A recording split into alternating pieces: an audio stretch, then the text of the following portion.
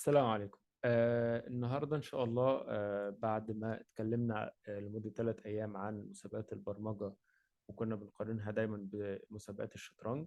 النهاردة إن شاء الله هنبدأ. هوريك إزاي تدخل تجرب المسابقة، وكمان بدون مخاطرة أو بدون ما تخاطر بالريتنج بتاعك، وهشرح إزاي ممكن تخاطر ولو شاركت بشكل مباشر في الكونتست إيه اللي ممكن يحصل. لما تفهم الأول يعني إيه ريتنج، وهقول لك الطريقة اللي تخليك تجرب من غير ما ده يتحسب عليك إنها اوريدي كونتست دخلتها وأنت لسه مش مستعد أو لسه بتجرب يعني إيه كونتست. فخليك تجرب ده بشكل مش اوفيشال، وبالتالي ما يتحسبش عليك لحد ما تتدرب بشكل كافي وتكون جاهز إن أنت إيه آه تدخل وتشارك فعلا ويبدأ يتحسب لك ريت. الأول اتكلمنا إنه الريتنج في مسابقات البرمجة بيعتمد على نفس الطريقة اللي بيتحسب بيها الريتنج بتاع لاعبي الشطرنج، بس طبعا غيروا فيه شوية عشان الشطرنج عبارة عن شخصين فقط. الكونتست زي ما هنشوف بيبقى فيها آلاف المشاركين، فالريتنج بيختلف، ولكن في النهاية بنفس الطريقة تقريبا بيتحسب الريت. التشيس ريتنج، لو دخلنا هنا على موقع لايف تشيس ده، بيقول لنا الريتنج بتاعت اللاعبين اللي بيلعبوا حاليا على الموقع، مش اللي بيلعبوا في مسابقات عالمية. لا، بيلعبوا اونلاين. تمام، منهم كارلسن بطل العالم حاليا.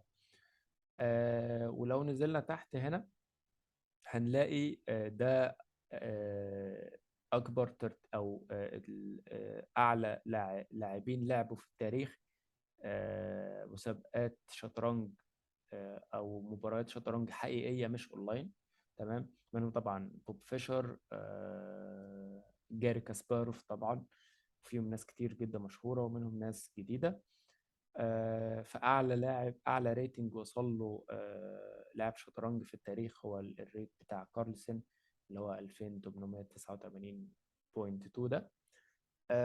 اللي يهمني في الأرقام دي، حتى لو أنت مش مهتم بالشطرنج، إنه على الأقل تبقى عارف إنه مثلا لو لاعب تقييمه 2800 زي كارلسن لعب مع لاعب مثلا بطل جمهورية، بس مش على يعني مش حاجة على مستوى عالمي، والريتنج بتاعه 2000 مثلا، فغالبا كارلسن الريتنج بتاعه 2800 هيغلب اللي الريتنج بتاعه 2000 بس.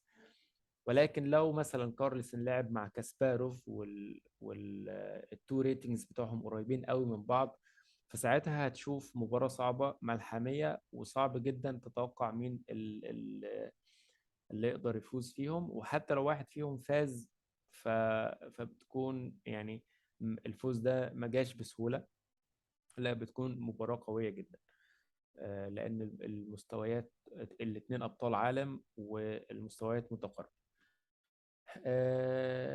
اللي احنا عايزين ناخده من هنا بس ان كل كونتستانت او كل مشارك في مسابقة البرمجة في الاخر بيبقى ليه ريت زي ده.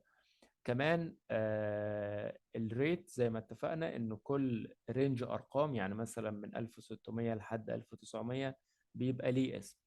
آه ممكن مثلا كاسباروف تقريبا اسمه انترناشونال جراند ماستر، يعني أستاذ كبير عالمي تقريبا.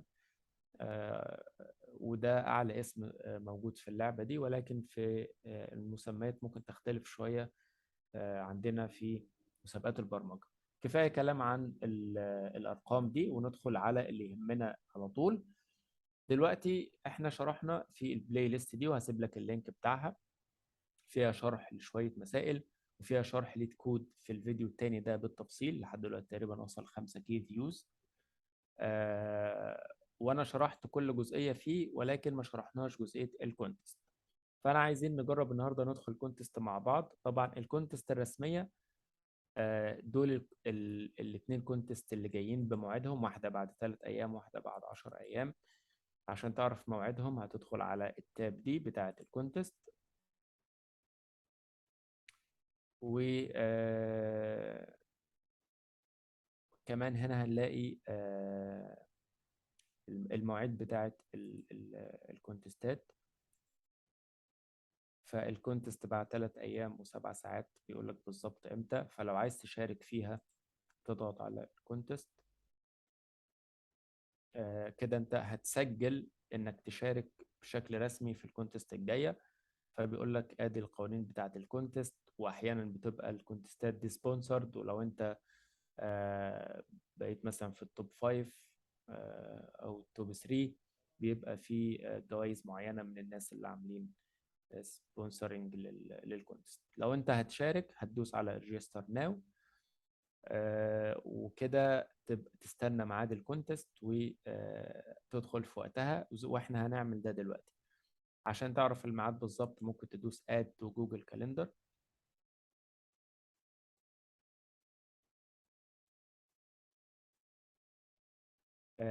وهنا بيقول لك بالظبط هي هتكون يوم 1 يناير الساعة 4:30 الصبح لحد الساعة 6. مدتها دايما ساعة ونص الكونتست بتاعت ليد كود. وبنسبة 99% ميعادها ثابت، بتكون الساعة 4:30 الصبح. فده غالبا ميعاد هيحتاج ناس بتنام بدري قوي، يمكن الساعة 8 أو 9. بس يعني لو ده كان متاح بالنسبة لك ممكن تجرب في مرة وتدخل. أنا مش هسجل فيها دلوقتي، هعمل ليف. وعايز عايزين نشارك في مسابقة فعلية، بس انت عايز تجرب الأول وهتشوف المسابقات دي تنفع معاك ولا لا. ولا انت مثلا محتاج تدريب في الأول وتاخد قرار. فانت عندك دي الويكلي كونتست رقم 326، ودي الباي ويكلي كونتست تقريبا بتتعمل كل أسبوعين رقم 95. فانت تقريبا كده عندك 6 كونتستات في الشهر. الكونتست ده اسم المسابقة لو انت جديد في موضوع المسابقات. المسابقة هنا بيبقى اسمها كونتست. وهنا عندنا المسابقة رقم 326. ده معناه ان انت عندك 325 ويكلي كونتست اتعملت، و94 باي ويكلي كونتست اتعملوا، وهتلاقيهم تحت في الاركايف بتاع الموقع. وكل المسائل اللي موجودة حاليا هي مسائل كانت اوريدي في كونتستات قبل كده. الكونتستات دي كنز. طيب ليه كنز؟ عشان انت ممكن تيجي على مسابقة من المسابقات، نفترض ان احنا مثلا نختار المسابقة دي، تدوس عليها، هي طبعا مسابقة خلصت. فده اللي احنا هنستخدمه ان احنا نتمرن ونعيش جو الكونتست بالظبط كأننا داخلين لايف، ولكن لمسابقة قديمة. فالمسابقة هنا عندنا حاجة اسمها فيرتشوال بارتيسيبيشن. الفيرتشوال بارتيسيبيشن ده الموقع بيشغل الكونتست من الأول كأنك لسه داخلها بالظبط، والناس كلها داخلها معاك، وتعيش تجربة المسابقة بس بشكل فيرتشوال أو غير حقيقي يعني.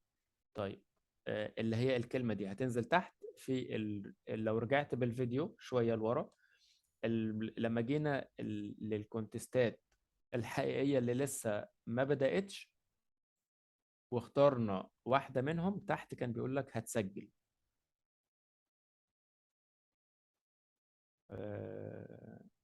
لو نزلنا تحت خالص بيقول لك ايه، ريجستر ناو. ريجستر يعني هتسجل، ولما يجي ميعاد الكونتست تبقى تقدر تشوف المسائل وتبدأ حل. هنا الفيرتشوال بارتيسيبيشن بيقول لك بص، ده الترتيب بتاع الناس اللي حلت في المسابقة، وهنتكلم عن الترتيب بعد شوية. مم، المنافسة عنيفة بصراحة. وادي المسائل. ده بتبدأ تشوف المسائل والبوينتس بتاعتها لما انت تدخل او المسابقة اوريدي تبدأ. لكن قبل المسابقة طبعا مش هتقدر ايه تشوف المسائل، ولا هيبقى فيه ايه رانكينج او ترتيب. وهنتكلم عن الرانكينج اثناء ما احنا بنحل. طيب لو انا عايز اشوف المسائل للكونتست اللي خلصت، عادي هتشوفها، تفتح المسألة. طبعا دي الصفحة بتاعت الكونتست الجاية.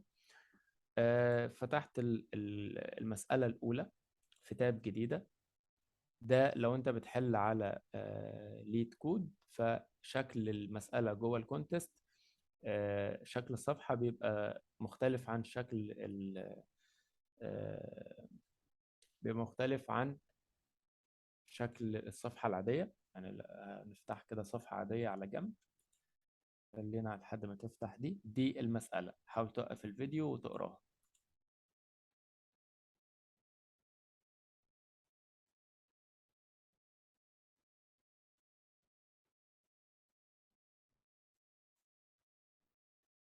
وهنا بيبقى شكل المسألة العادي، بيبقى هنا الديسكريبشن والكود والتست كيسز، ولكن الوضع مختلف شوية في الكونتست.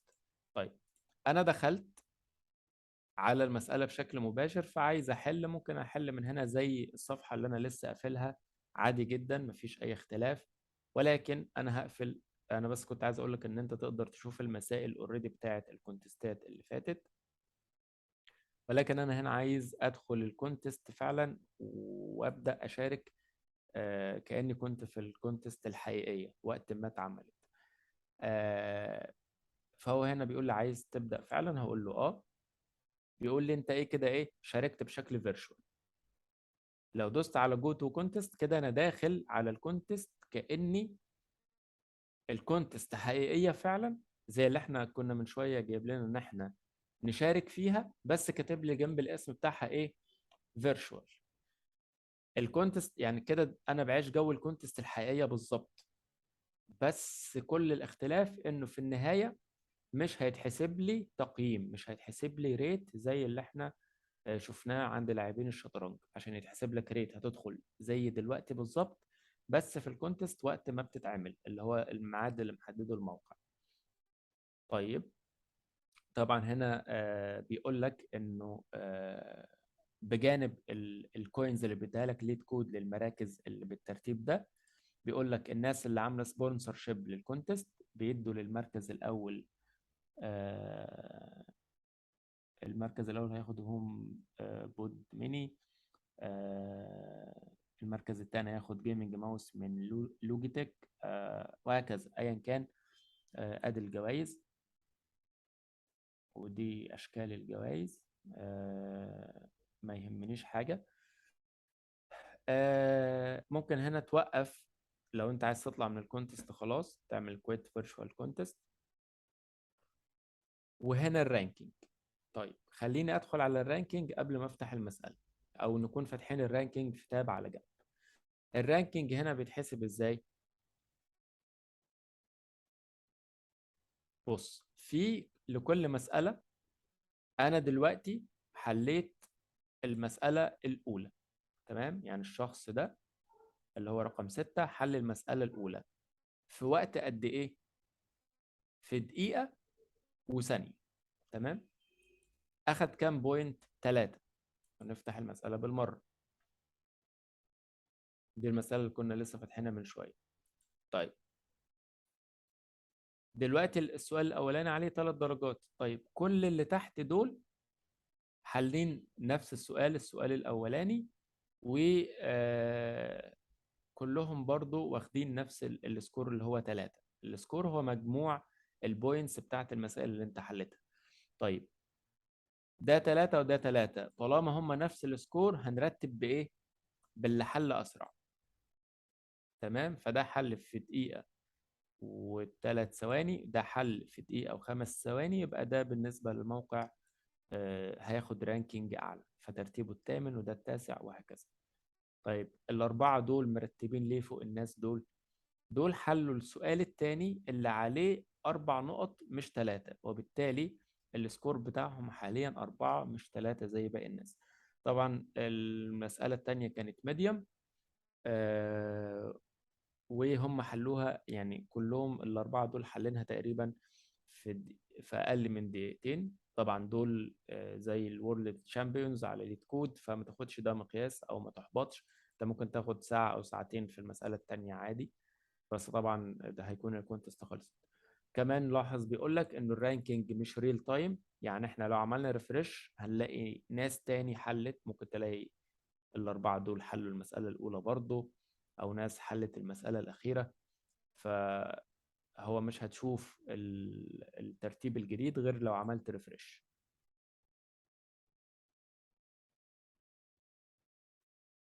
هتلاقي أرقام تخض فعلا هنا، فتعامل مع الموضوع عادي. الشخص اللي اسمه كيت كود حل 3 مسائل في 3 دقايق و20 ثانية. 3 دقايق و20 ثانية ده إجمالي الوقت. فكل واحدة منهم تقريبا أخذت منه في المتوسط دقيقة أو 5 ثواني مثلا. تمام. فعشان ما تحبطش يعني، تصالح مع الموضوع. طيب، ترتيبي أنا ادي اسمي، وجنب الاسم هتلاقي في كلمتين او في حاجتين. الحاجة الاولى البادج، واتكلمنا في الفيديو ده اللي هو التاني ده عن البادجات، وكاتب لي جنب هنا ان دي فيرتشوال، بينبهني او بيفكرني انه الكونتست دي فيرتشوال وترتيبي فيها مش حقيقي. كمان بيقول لي ترتيبك دلوقتي، كل الناس اللي عاملة ريجستر 12700 واحد، وانت ترتيبك وسطهم لحد دلوقتي آه ال 1195. طيب ليه انا ترتيبي بالشكل ده؟ تقريبا دول الناس اللي ما حلتش لحد دلوقتي، فهم مرميين في اخر الصفحة بتاعة الترتيب. طبعا كل ما هعمل ريفرش كل ما الترتيب بتاعي بيبعد. زي ما انت شايف من شوية كان ترتيبي 1000 وشوية، دلوقتي 2000، لان الناس اللي عماله تعمل صبمت وتحل على الاقل اول مساله عمالين يزيدوا. طبعا اديك زي ما انت شايف في ناس وورلد شامبيونز حلوا الثلاث مسائل الاولى، في اللي حلهم في 3 دقائق وفي اللي حلهم في 5 دقائق. فنشوف احنا هنبدا حل ازاي. حل المسائل نفسه في حد ذاته اتكلمنا عنه في فيديوهات كتير قبل كده، البلاي ليست بالكامل متكلمين فيها عن الحل وازاي تحل. ولكن خليني المسألة دي أنا اوريدي فتحتها واوريدي حلتها.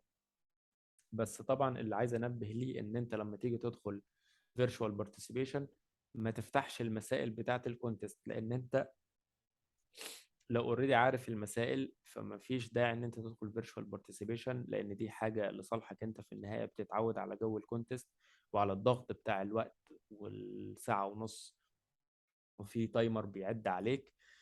فكونك تشوف المسائل الأول وبعدين تدخل، دي ملهاش أي داعي ومش هتفيدك بشيء. خليني أنا هنا أبيست الحل اللي أنا حليته.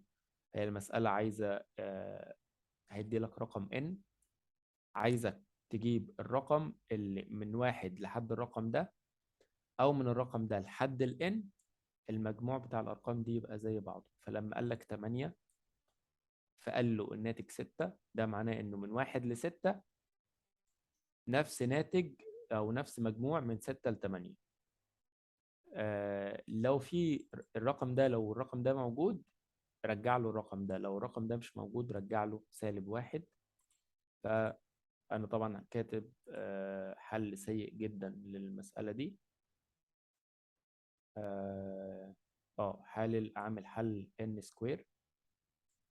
لو مش عارف يعني ايه n سكوير ممكن تبقى تبص في البلاي ليست اللي عاملينها. ادي انا بحل بالسي بلس بلس، وادي السوليوشن بتاعي. اجرب 8 الاوتبوت 6. ارجع اتاكد فوق انه لما يبقى 8 فالاوتبوت 6. وخد وقتك في الديباج وان انت تجرب كذا تيست كيس وتتاكد ان الناتج صح. فانا هنا هاجي هضغط على كاستم تيست كيس، بدل ما 8 والناتج 6 اقول له جرب الاوتبوت بتاع 8 والواحد والاربعه. تقدر تكتب اكتر من تيست كيس في المره الواحده على ليد كود. طيب ال8 طلعت 6، الواحد طلع 1، الاربعه طلعت -1. فانا المفروض الثلاثه انبوت تحت بعض 8 1 4 يطلعوا الثلاثه اوتبوت تحت بعض اللي هم 6 1 -1. بدل ما انا اقعد اتست كل مره بالرقم، تقدر تضيف التستات بتاعتك كلها مره واحده. ادوس ران كود، لاحظ سبميت ده خلاص هيبقى بتبعت الحل رسميا للموقع وبيبدأ يقيم الحل بتاعك. وهقول لك لو كان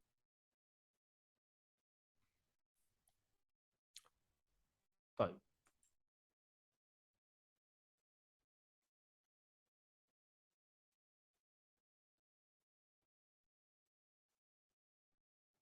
طيب، زي ما قلنا الحل بيبقى التست كيسز تقدر تكتبها مرة واحدة، وهنا هندوس رن كود مش سبميت. رن كود دي بالتست. فبيقول لي الانبوت بتاعك لما كان 8 1 4، فالحالة بتاعت التمانية طلعت 6، الحالة بتاعت الواحد طلعت 1، والأربعة طلعت -1، وده صحيح طبقا للوصف بتاع المسألة، وطبقا كمان للثلاثة اكزامبلز اللي هو اداهم لي في المسألة. وهو لحد دلوقتي برضه في الكونتست، بس هنا مش مشغل جزئية الفيرشواليزيشن هنا. فبيقول لي لحد دلوقتي اليوزرز اللي اكسبتد في المسألة دي 8605 من أصل 8925 حاولوا في المسألة دي، فدول اللي قدروا يحلوها. وبيقول لك ان الديفيكالتي بتاعت المسألة ايزي، وزي ما انت عارف ليد كود بيعمل 3 انواع من المسائل: ايزي وميديوم وهارد.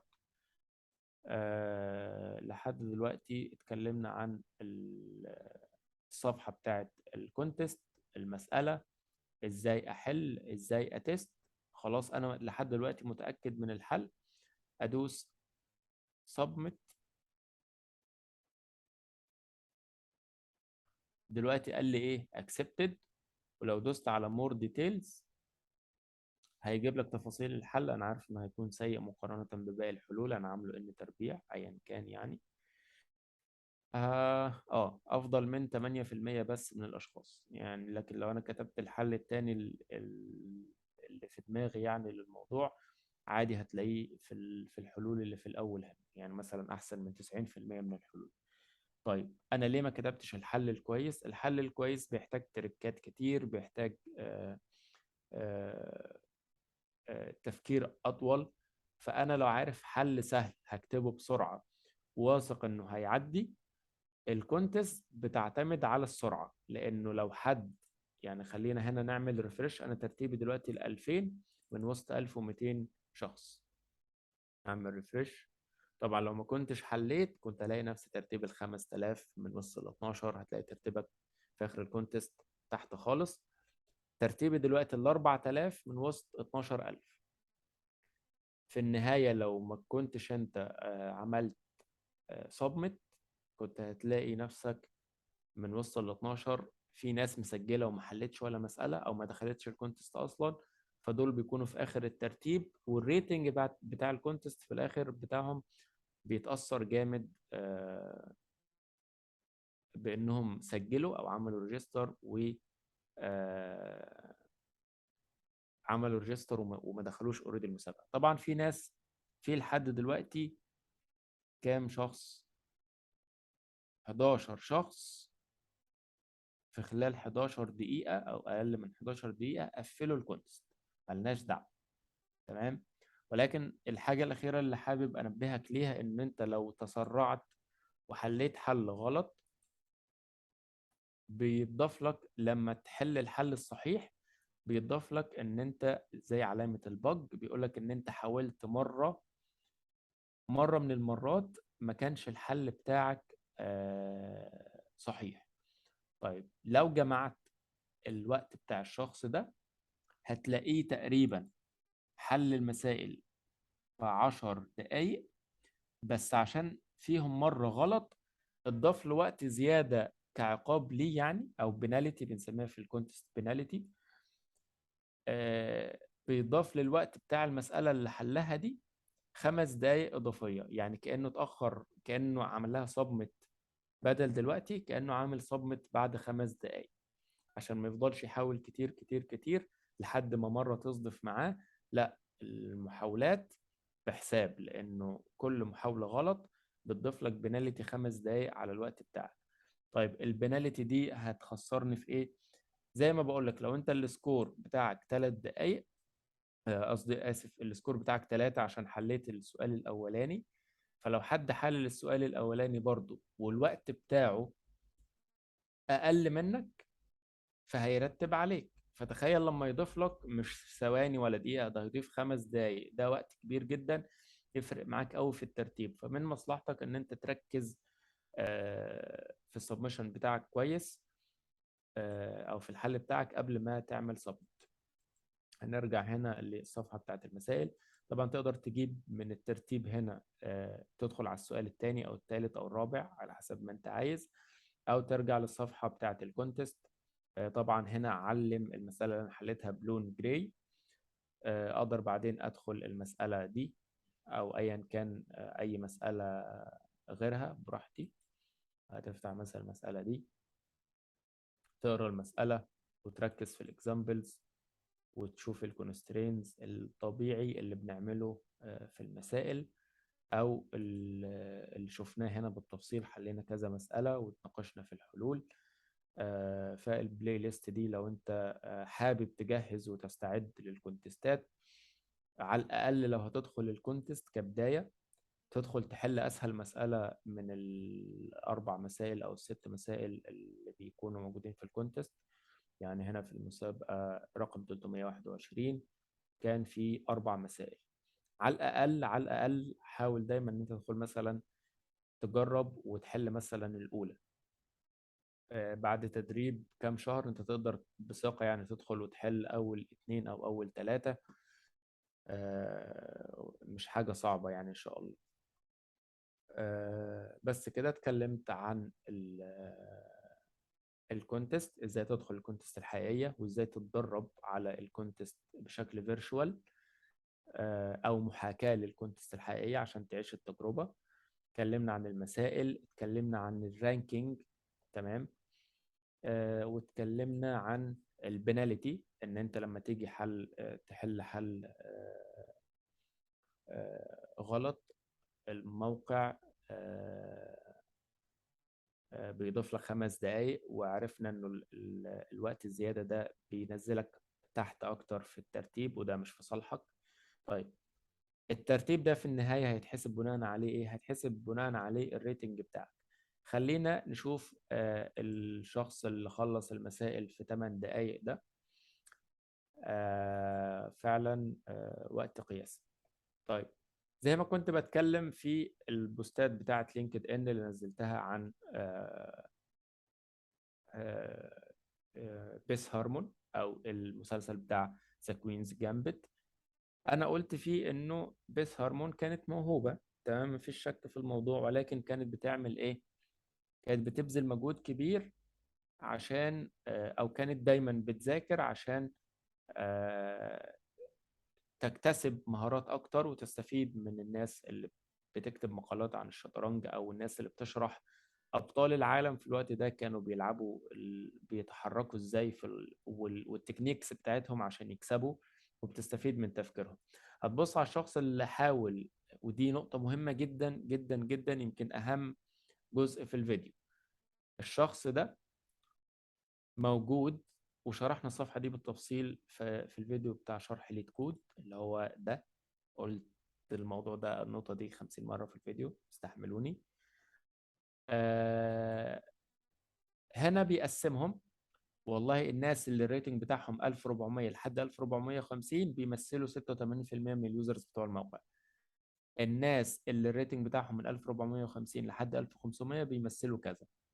انت عندك نوعين من الناس هنا بياخدوا بادجات مهمة. اول حاجة التوب 5% او اول 5% على الموقع بياخدوا البادج ده، اسمه جارديان توب.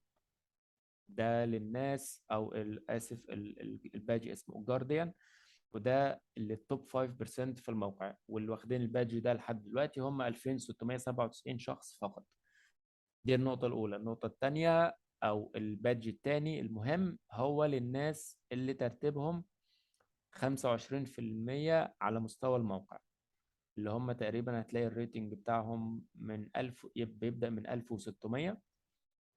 الناس اللي الريتنج بتاعهم بيبدأ من 1600 بيكون التوب آه، آه، 25 على مستوى الموقع، وبياخدوا بادج تاني اسمه نايت. اسمه نايت. مش عارف مين من دول واخد البادج ده.